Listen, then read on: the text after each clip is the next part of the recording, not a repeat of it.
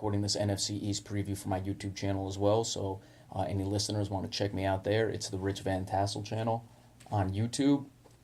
Starting in the NFC East, the team I have winning the division is the New York Giants. I'm looking at them going 10-6 this season. One of the major reasons why is the defensive improvements on this team. Janoris Jenkins, a cornerback I have always liked. Some people are not that high on Janoris Jenkins, but he has played for the now Los Angeles Rams. When he was playing for them, they were the St. Louis Rams. Didn't get much publicity out there, but I've always felt he's a shutdown guy. We know that the Giants have struggled a bit with their secondary. They also drafted Eli Apple. They already have Dominic Rodgers-Cromartie at cornerback, a guy who has been solid throughout his career. Another guy who I think is a bit underrated, certainly a very fast guy. When he picks the ball off, he can take it the other way, lightning quick. So that's something you've got to look out for. Olivier Vernon, I don't think Olivier Vernon is the best addition, but he's certainly going to help that pass rush. And we know that the Giants blew a lot of leads last season. I think they're going to correct that. You do have Ben McAdoo as the head coach. For those of you who follow my YouTube, I had discussed Ben McAdoo at the time of the hiring.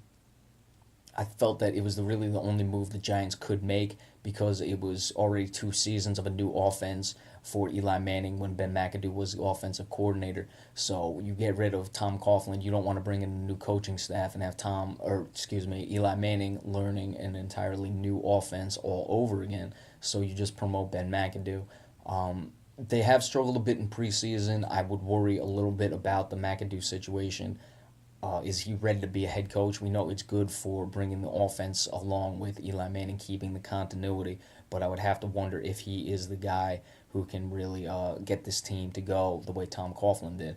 I do believe they had to move on from Tom Coughlin, though. No reason that Tom Coughlin is a bad coach or anything like that. Eventually, though, when you're there, as long as you do, or as long as he was, teams will start to tune the guy out. So that's the situation. But the Giants, I have 10-6 winning the division. The second place team, I have at 9-7. The team that won the division last year would be the Washington Redskins. We know that there's been no repeat champion in the NFC East since the Philadelphia Eagles in 2005 and 2006. The big addition, obviously, is Josh Norman. Now, are they going to expect Josh Norman to cover a lot more man-to-man than he did in Carolina? He had a very good year with the Panthers last season. We know this. He was in zone coverage a lot. They would put him in the slot a lot. Now we'll have to see what he's going to do that he is covering man-to-man, or will Washington just let him play zone a lot more? He's certainly going to have his share of receivers to go against. He has Odell Beckham Jr. of the New York Giants. We know their history between the two of them. Going to face each other twice a year. Outside of the bad blood the two of them have, Odell Beckham Jr., one of the top wide receivers, if not the top wide receiver in the NFL. So that's going to be a good matchup between the two of them going against each other twice a year. And we'll see if Josh Norman can handle that. Also has Dez Bryant of the Dallas Cowboys, a healthy Dez Bryant we're expecting this season to be. So that's going to be another matchup. And he did play Dez Bryant last season on Thanksgiving, really shut him down. But Dez Bryant, we know, basically the entire season was not himself.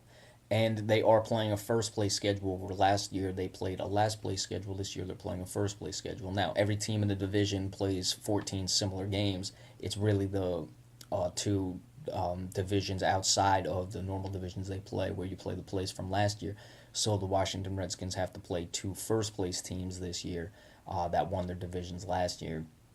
The Arizona Cardinals being one of them, and the Cardinals are a very good team.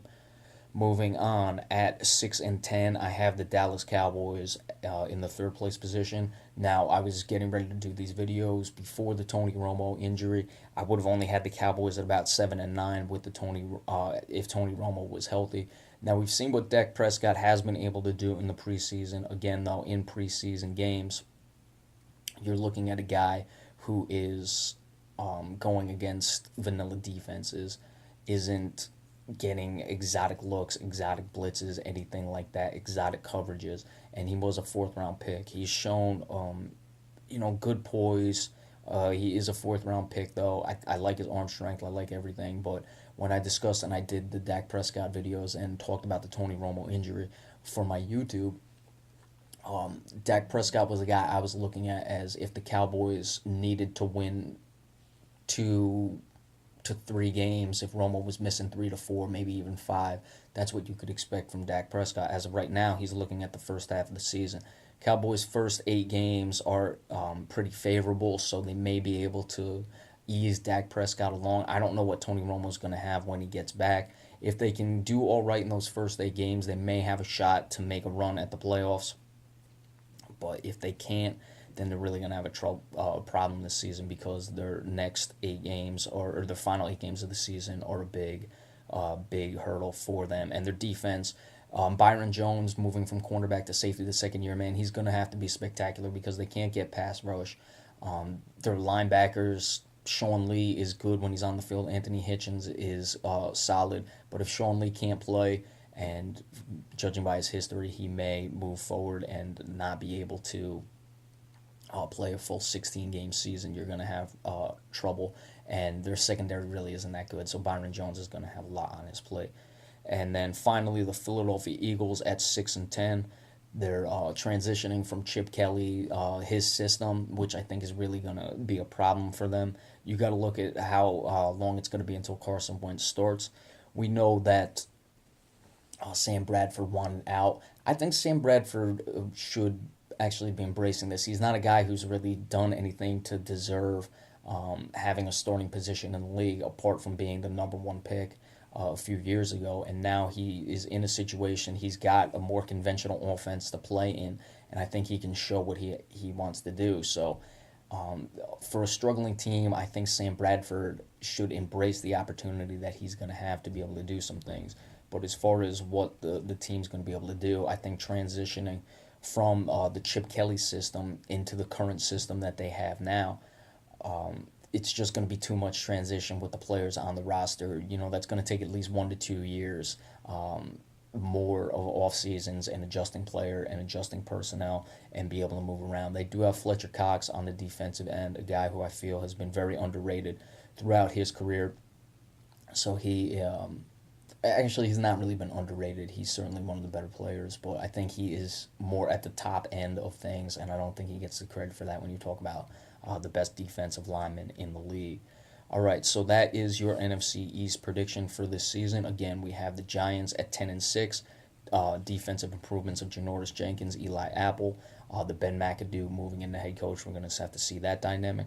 The Washington Redskins 9-7. Josh Norman, will he be able to play man to man? There's been no repeat champion. They were the winners last year. No repeat champion since 2005-2006, and they are playing a first place schedule. Cowboys at 6-10. You have the Romo injury. What can Dak Prescott do? Their first half schedule is a lot better than their second half schedule. And the Philadelphia Eagles, how soon will Carson Wentz starts, and they're transitioning the personnel from the Chip Kelly system into a new system with Doug Peterson.